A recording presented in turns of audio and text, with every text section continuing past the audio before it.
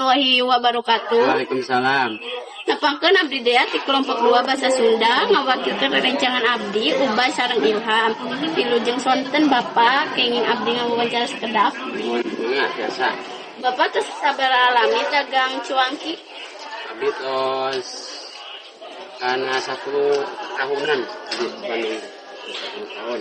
Naon sababna Bapak milih dagang cuangki?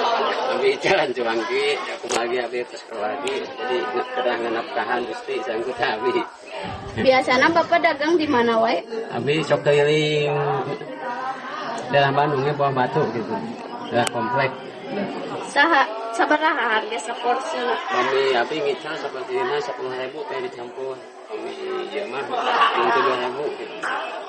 Bapak ngadambelna nyari rata tapi bisa tiba-tiba. Nyalira kada melandai. Sapoe biasana tiasa ngajual sabaraha porsi? Kami nidu saya mah sok saya kadang 40, kami nidu sakina mah kadang paling 5 gitu. Naon kaharepna Bapak? Harapanna? Harapanana oh iya we hoyong majukeun ieu we keluarga gitu.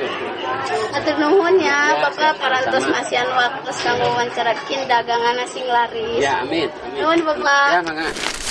Sahabatnya sudah acuh tadi.